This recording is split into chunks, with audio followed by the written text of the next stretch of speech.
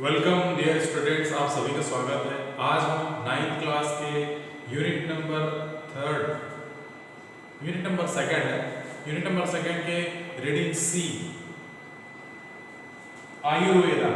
ये जो आयुर्वेदा यूनिट है ये रीडिंग सी है, बाय मिस्टेक ये लिखा गया है सी है, ये आयुर्वेदा। हम लोगों ने इसके बारे में कुछ लेसन पढ़ चुके हैं बच्चों। आयुर्वेद कैसा हमारे लिए इम्पोर्टेंट है, हमारे हेल्थ के लिए। इस सेक्शन में हम इसके क्वेश्चन आंसर को पढ़ेंगे बच्चों। देखिए, what was the task given to Suman by her दादी। उसके दादी के द्वारा सुमन को क्या काम दिया गया था। What was the task given, task मतलब कार्य, गिवन मतलब दिया गया था सुमन को बाय हर के द्वारा, दादी सुमन को उसके दादी के द्वारा क्या कार्य दिया गया था। ये हो गया क्वेश्चन बच्चों। क्वेश्चन का आंसर देखते हैं क्या बोल रहा है। बाय हर दादी Suman was given the task to bring some important herbs from the backyard. हम लोगों ने लेसन में पढ़ा बैकयार्ड मतलब पिछला आंगन बताया था बच्चों। बाय हर दादी उसके दादी के द्वारा, उसके दादी के द्वारा सुमन वाज गिवन द टास्क, सुमन को कार्य दिया गया था। क्या कार्य दिया गया था। To bring some important herbs, bring मतलब लाना, सम मतलब कुछ, इंपॉर्टेंट महत्वपूर्ण, हर्ब्स मतलब जड़ी बूटियां, फ्रॉम से बैकयार्ड पिछले आंगन। समझे क्या। एक बार फिर से सुन लीजिए।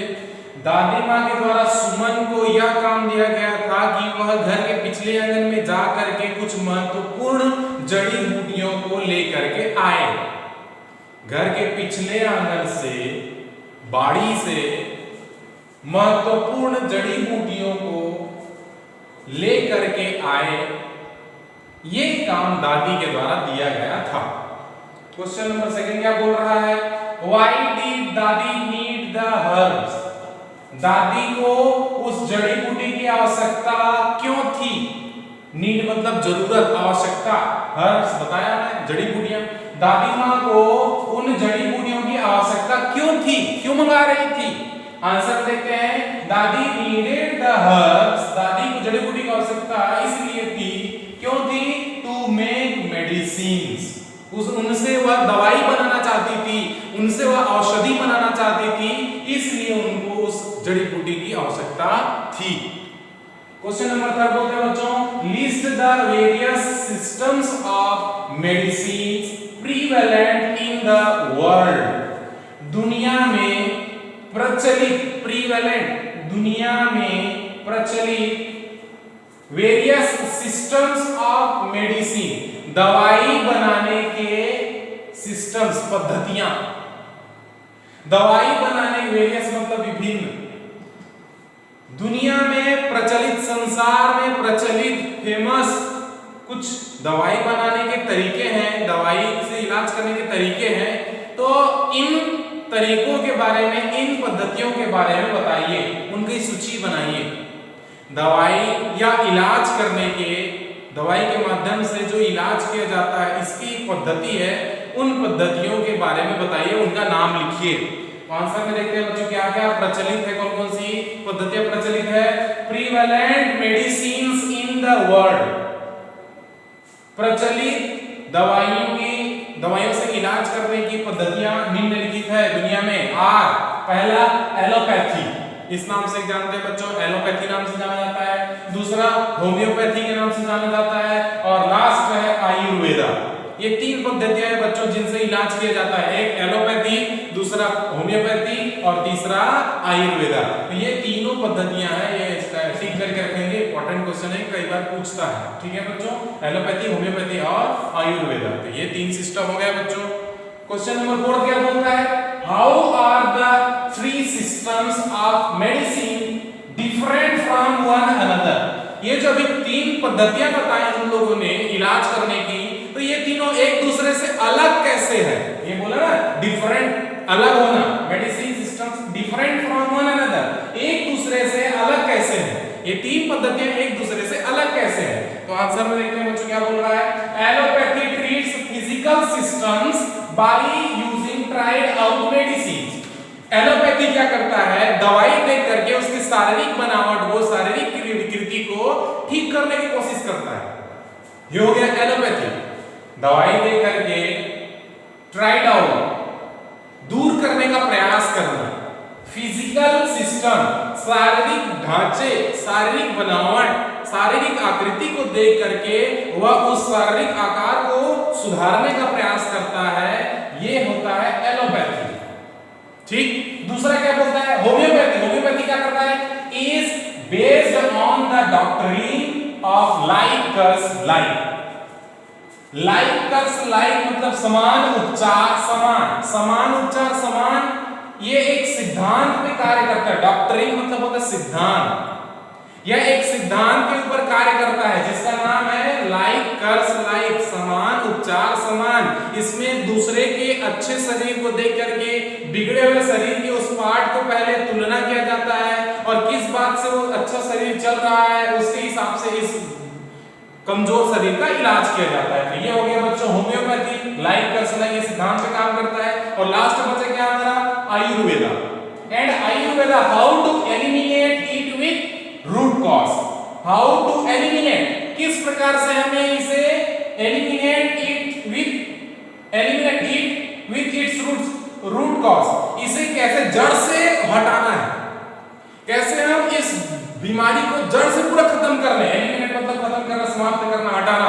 कैसे हम रूट कॉज मतलब जड़ से, कैसे हम जड़ से हम इसकी बीमारी को पूरी तरीके से खत्म कर सकते हैं, ये बात आयुर्वेदा बताता है।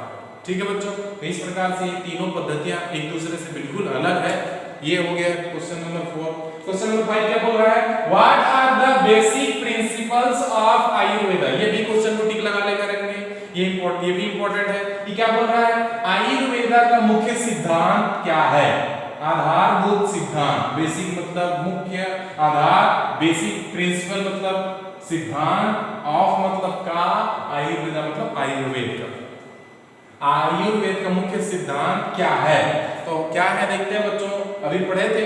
The basic principle of Ayurveda are how to prevent disease and how to eliminate it with its root cause. हम लोगों ने इतना पढ़ चुका है इस सामने संबंधी में। तो आयुर्वेदा का मुख्य प्रिंसिपल, उनका जो मुख्य सिद्धांत है वो ये कहता है कि कैसे हमें प्रिवेंट डिसीज, उस बीमारी का रोकथाम किया जाए। प्रिवेंट रोकथाम करना, उसको कम करना।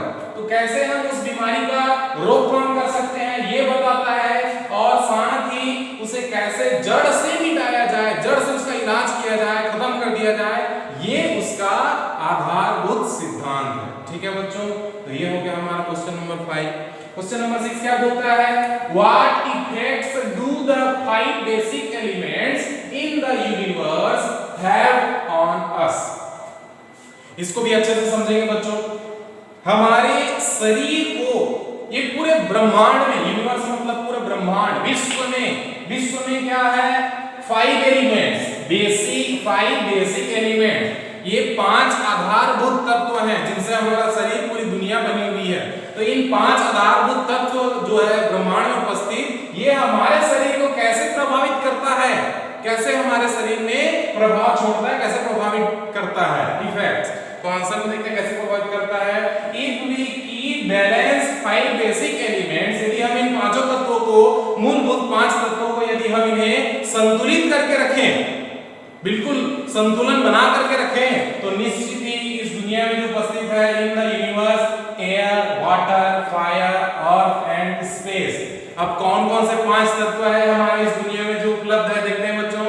एयर हवा, वाटर पानी, फायर अग्नि, अर्थ पृथ्वी धरा, स्पेस आकाश, ये 5 तत्व है जो हमारे शरीर, पूरी दुनिया इसी से ही मिल करके बनी हुई है, ऐसा आयुर्वेद का प्रिंसिपल कहता है। तो इन्हीं 5 तत्वों को यदि आप संतुलित करके रखते हैं तो निश्चित रूप से we are healthy and happy, हम निश्चित रूप से स्वस्थ रहेंगे, अच्छे रहेंगे और खुश रहेंगे। सिंपल सी बात है। और यदि ऐसा नहीं कर पाते हैं, यदि संतुलन नहीं बना पाते हैं, तो अदरवाइज या नहीं तो सैड एंड इल, नहीं तो हम दुखी और कमजोर रहेंगे। ठीक है बच्चों, इन 5 तत्वों को हमारे शरीर में संतुलन बना के रखना बहुत ही जरूरी है। ये 6वां क्वेश्चन हो गया। 7वां क्वेश्चन क्या बोल रहा है बच्चों? व्हाट आर द 3 एनर्जीज दोसास लिस्ट देम। 3 ऊर्जाएं, ऊर्जा बोलते हैं, एनर्जी मतलब होता है ऊर्जा। ये 3 ऊर्जा या दोष ये कौन-कौन से हैं, इनकी सूची बनाइए, उनका नाम लिखिए। हम लोगों ने पढ़ा था लेसन में, ये देखिए क्या कौन-कौन से दोष थे। द 3 एनर्जीज दोसास आर, ये तीनों ऊर्जाएं, तीनों दोष कौन-कौन से हैं? वात, पित्त एंड कफ। वात, पित्त, कफ जो हमारे शरीर में पहले से अवेलेबल होता है। तो ये दोष हो गए बच्चों, इनको भी संतुलित करके रखना पड़ता है। इसी से हमारे प्रभाव, हमारे शरीर कैसा है इसका प्रभाव दिखता है। ये क्वेश्चन नंबर 7। क्वेश्चन नंबर 8 क्या बोलता है? हाउ आर पीपल विद वात, पित्त, कफ डिफरेंट फ्रॉम वन अनदर। इसमें भी देखिए क्या बोल रहा है कि वात, पित्त, कफ जो है ये एक दूसरे से कैसे अलग हैं। वात, पित्त, कफ जो है ये तीनों एक दूसरे से अलग कैसे हैं? तो आंसर में देखते हैं बच्चों। Vata expressed as space and air. वात है वो आकाश और हवा को प्रदर्शित करता है। स्पेस, आकाश और हवा को दिखाता है, इसका प्रभाव शरीर पे अलग पड़ता है। उसी तरीके से पात, ये पात है, पात, पीत है, सॉरी पीत seen as fire and little bit of water। और वात है वो किसको दिखाता है, सॉरी पित्त है वो किसको दिखाता है? थोड़ी सी अग्नि और थोड़ा सा जल की एक बूंद और साथ में अग्नि जो ज्वाला है, तो इनको पित्त दिखाता है। और कफ क्या बोल रहा है? And kapha is dominantly expressed as water and earth. और डोमिनेट और कफ क्या दिखाता है? पूर्ण रूप से जल को और धरा, पृथ्वी को ये दिखाता है बच्चों। इस प्रकार से क्वेश्चन नंबर 8 हो गया। क्वेश्चन नंबर 8 के बाद लास्ट क्वेश्चन है question number 9। Name the well known person in your town who runs a health care centre, which system of medicine does he she practice। आपके क्षेत्र में, आपके शहर में कोई प्रसिद्ध, कोई अच्छे डॉक्टर के बारे में लिखिए जो अभी भी काम कर रहे हैं, और वे कौन-कौन से पद्धतियों का उपयोग करके आपका इलाज करते हैं, इसके बारे में भी उसमें लिखिए। आंसर में देखते हैं हमारे क्षेत्र में कौन है। इन और सिटी, हमारे शहर में डॉक्टर एस.के. चंद्राकर नाम के एक डॉक्टर है, वे हमारे क्षेत्र में ये हेल्थ केयर सेंटर, स्वास्थ्य संबंधी केंद्र चलाते हैं। He uses both Ayurveda and allopathy. वह आयुर्वेद और एलोपैथी दोनों पद्धतियों का उपयोग करता है, और ज्यादातर मुख्य रूप से वो आयुर्वेदिक चीजों के लिए ज्यादा महत्व देता है, उनको प्रिफर करता है। ठीक है बच्चों, ये हो गया क्वेश्चन 9, और क्वेश्चन 9 के साथ में आपका ये लेसन भी कंप्लीट होता है। ठीक है, इस वीडियो को दोस्तों को शेयर कीजिए, लाइक कीजिए, सब्सक्राइब करना ना भूले चैनल को। ठीक है।